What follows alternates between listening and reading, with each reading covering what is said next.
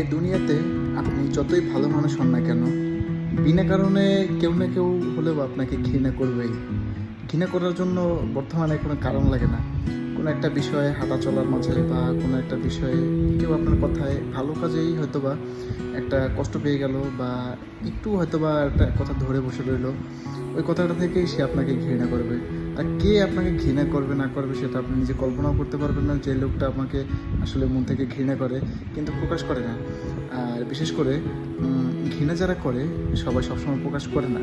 অনেকে অনেক সময় সামনাসামনি আপনার সাথে হাসি মুখে কথা বলবে, আপনার সাথে খুব একটা ভালো আচরণ করবে, কিন্তু মন থেকে হলেও আপনাকে পিছন থেকে আর কি ঘৃণা করবে খুব।